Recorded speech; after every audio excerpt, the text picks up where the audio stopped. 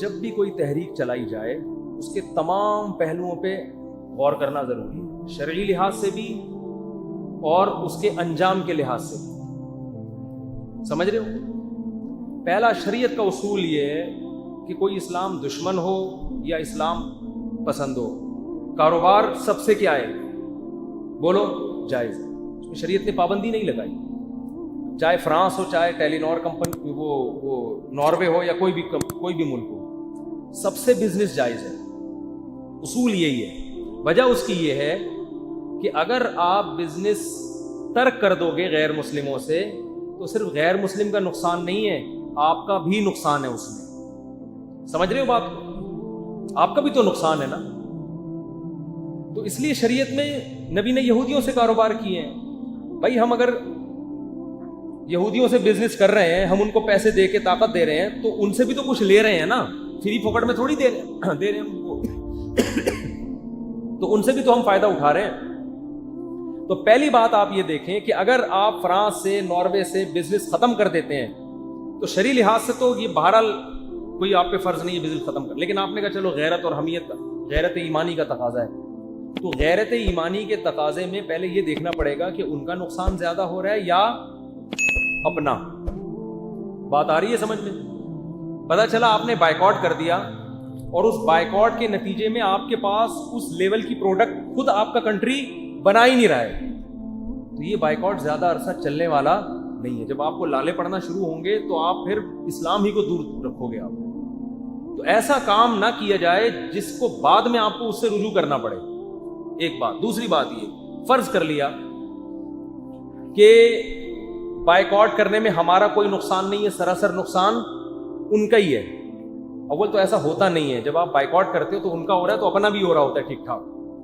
فرض کر لو ان کا ہو رہا ہے، ہمارا نہیں ہو رہا، فرض کر لو، تو یہ دیکھا کرو کہ ابھی نہیں ہو رہا۔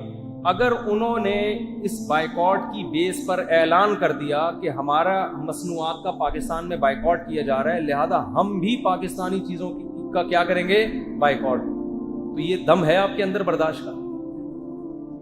اس کی مثال ایسے جیسے ایک آدمی رسی میں بندھا ہوا ہے، آپ کو پتہ ہے میں مکہ ماروں گا تو اسی کا نقصان ہوگا، فی الحال میرا کوئی نقصان نہیں ہے، لیکن جس دن رسی کھلے گی تو وہ ایک کا جواب کس سے دے گا؟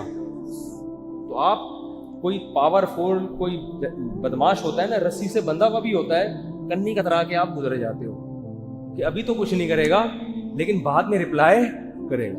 تو آپ یہ دیکھو کہ آپ کی ایکسپورٹ ویسے ہی چارانے کی نہیں ہے، جو تھوڑی بہت ہو رہی ہے اس سے ملک چل رہا ہے، آپ نے امپورٹ کرنا بند کر دیا اور انہوں نے بھی کہا کہ ٹھیک ہے ہم بھی بند کر رہے ہیں، تو آپ اپنے پاؤں پہ کھڑے ہو سکو گے کہ نہیں ہو سکو گے؟ ایسا تو نہیں آپ کی چیخیں نکل جائیں گی؟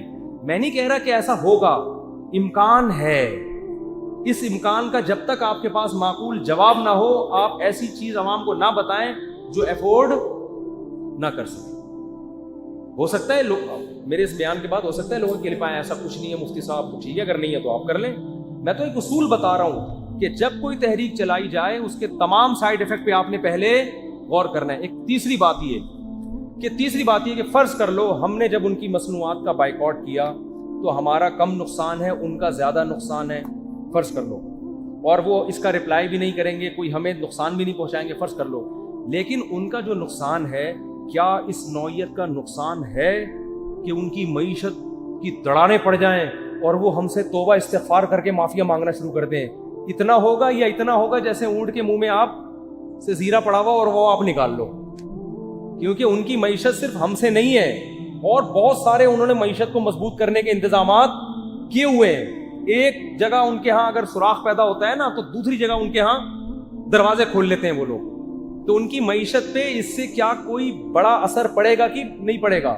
تو ان سوال کے جوابات ہمارے پاس نہیں ہیں، کیونکہ میں مولوی ہوں، مجھے نہیں پتا۔ ماہرین معیشت آپ کو ان سوالات کے جواب دیں گے، تو کوئی ماہر معیشت ہو جو مخلص بھی ہو، اس کے پاس بیٹھ کے آپ ڈسکس کریں کہ علماء کہتے ہیں کہ جو ایسے کر رہے ہیں، گستاخیاں کر رہے ہیں، ان کے بائیکاٹ کرنا چاہیے تاکہ ان کو نقصان ہو۔ تو ماہرین معیشت صاحب آپ اللہ کو حاضر ناظر جان کے بتائیں کہ واقعی کیا ان کو نقصان ہوگا؟ نمبر 2، ان کو ہوگا تو کیا ایسا تو نہیں ہمیں اس سے زیادہ ہو جائے؟ نمبر 3، اگر ابھی نہیں ہو رہا ہمیں، ایسا تو نہیں بعد میں وہ بدلہ لیں؟ نمبر 4، کچھ بھی نہ ہو، نقصان ہی ہو، تو کیا اس نوعیت کا نقصان ہوگا؟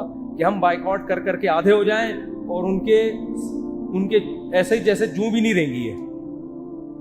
تبھی ایسی تحریکیں جب بھی چلتی ہیں نا بعد میں ان سے رجوع کرنا پڑتا. اب آپ دیکھو پیپسی کا بائیکاٹ کیا گیا یہ, اور اس کے مقابلے میں زمزم کولا آ گئی, مکہ کولا آ گئی, لوگوں نے دیکھا ٹیسٹ ہی نہیں آ رہا.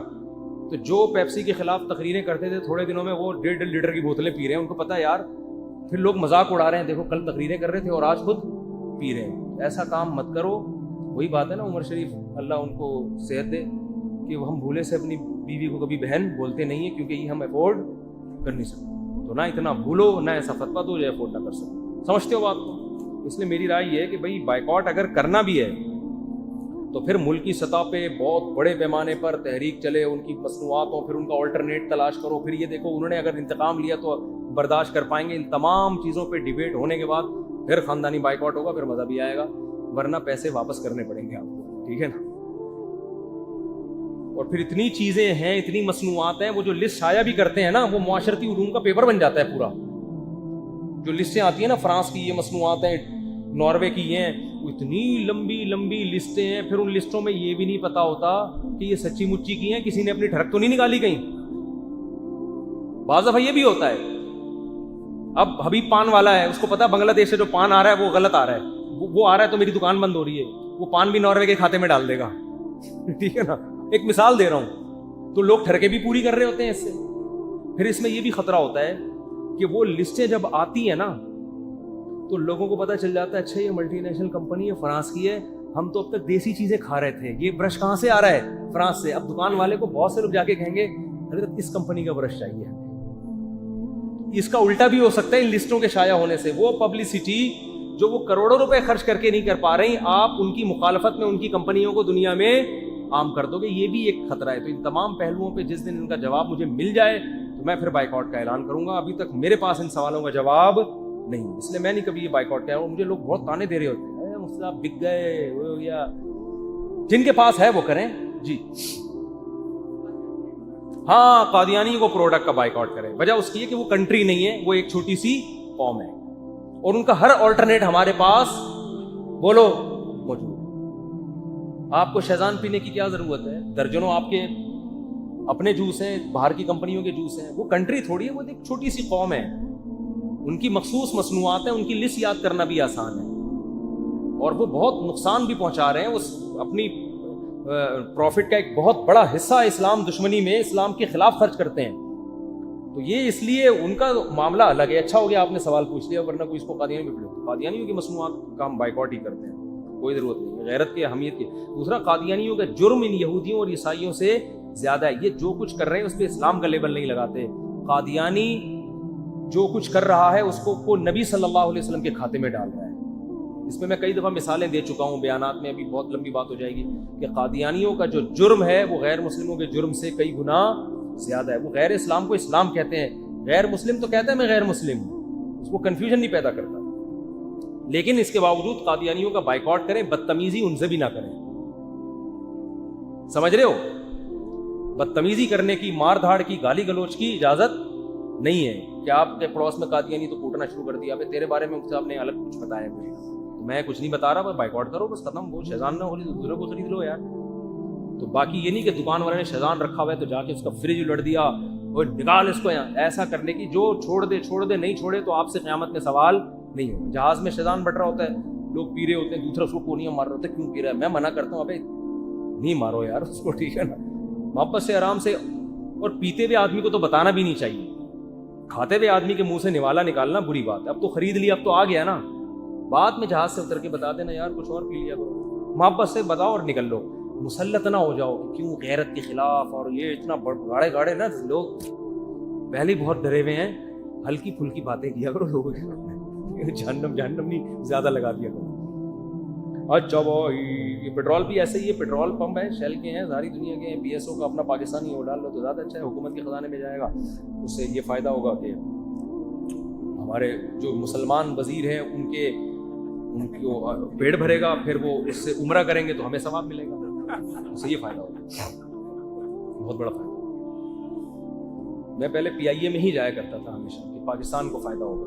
میں نے کہا پھر نقصان میں کیوں جا رہی ہے اگر پاکستان کو فائدہ ہوتا ہے.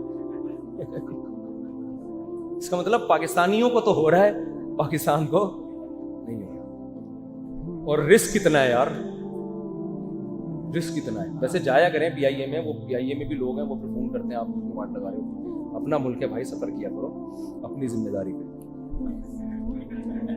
ٹھیک ہے نا. اس میں یہ فائدہ ہوتا ہے کہ آپ کو پی آئی اے میں اللہ کو یاد کرنے کا موقع ملتا ہے. میں تو کہتا ہوں پی آئی اے میں ہی جاؤ, اس کا فائدہ یہ ہوگا ٹائم پہ نہیں جائے گا, ڈپریشن کی ٹینشن ہوگی, ٹینشن کو برداشت کرو گے, ٹینشن برداشت کرنے کی عادت پیدا ہوگی آپ. پھر جب آپ جاؤ گے واش روم میں بعض دفعہ پانی ختم ہو جاتا ہے تو آپ کو صحابہ کی دور کی یاد آئے گی. ایک دفعہ میں گیا تھا واش روم میں پانی نہیں تھا, پہلی دفعہ میں نے کسی جہاز میں دیکھا پانی ختم, تو اب بس تو رکوا سکتا ہے آدمی, بس تو رکوا سکتا, جہاز میں کھڑکی سے چھلانگ لگائے گا کیا؟ خود اندازہ لگاؤ یار. ہم لوگ تو مسلمان تو عادی نہیں ہوتے نا ٹیشو کے, بہرحال آپ سوچ سکتے ہیں. تو آپ کو صحابہ کے دور کی یاد پی آئی اے میں تازہ ہوگی, کس طرح صحابہ جنگلوں میں بغیر پانی کے گزارا کیا کرتے تھے, اور بھی بہت ساری چیزیں. بد نظری چھوٹ جائے گی آپ سے, بد نظری کا شوق ختم ہو جائے گا آپ کو. یہ کاٹ دینا یار, یہ ایئر ہوسٹس بھی بیان سنتا, آپ کو دوبارہ کسی ایئر ہوسٹس کو بری نظر سے دیکھنے کا شوق ختم. آپ کو اس میں ماں کی ممتا نظر آئے گی. یہ ریکارڈ نہیں کرنا بھائی, کوئی بھی نہیں ریکارڈ کرے, اچھا میں بتا رہا ہوں, جس چینل سے اپلوڈ ہوگا نا اس کو پکڑیں گے جا کے. وہ ایئر ہوسٹس بھی بیان سنتی ہیں بہت ساری, اور وہ پی آئی اے والے بھی بولتے ہیں یار تم تو بالکل واٹ لگا رہے ہو. تو آپ جب ان کو دیکھو گے نا, آپ کو ماں کی ممتا نظر آئے گی, حقیقت اپنی دادی یاد آئیں گی پی آئی اے کی ایئر ہوسٹس کو دیکھ کر. اس طرح کی ایئر ہوسٹس رکھی ہوئی ہیں پرانی. تو اچھی بات ہے, ایمان تازہ ہوگا, بد نظری کا گناہ بولو نہیں ملے گا. اور اسپیڈ بہت ہوتی ہے جہاز کی, یہ آپ کو نہیں پتا چلے, یہ میں بتا رہا ہوں. پی آئی اے کے کسی نے بتایا, میں نہیں بتاؤں گا, پھر وہ وہاں تک اس کی نہیں انکوائری شروع ہو جائے. پی آئی اے وقت سے پہلے پہنچ جاتا ہے. وجہ اس کی یہ کہ جتنے عام ایئر لائنز ہیں نا, ان کو ہوا میں جتنی دیر پائلٹ گزارے گا اتنے گھنٹوں کے پیسے ملتے ہیں, لہٰذا وہ تمیز سے سفر کرتا ہے ہوا میں, کوئی ٹینشن نہیں ہے جتنی دیر ہوا میں ہو گئی. پی آئی اے کے پائلٹ کو ہوا میں رہنے کے نہیں, ان کو جو ٹرپ ہوتے ہیں نا ان کے, اس کے ملتے ہیں, تو وہ جلدی جاتے ہیں. اڑے گا لیٹ, پہنچے گا وقت سے پہلے, اور آپ کو پتہ ہے اسپیڈ ہوتی ہے باہر. تو یار ریکارڈنگ کا خطرہ نہ ہوتا نا, میں آپ کو پی آئی اے میں اپنی ایسی باتیں بتاتا کہ آپ بولتے یار میں نے پی آئی اے میں, بس چھوڑو یار چھپ کے ریکارڈ کیا. بھی دیکھو انہوں نے موبائل نکالا, میں نے بڑے بس چھوڑو, وہ ریکارڈ ہو جاتا ہے پھر خطرہ ہوتا ہے, چھوڑو یار. بہرحال پی آئی اے میں جایا کریں آپ,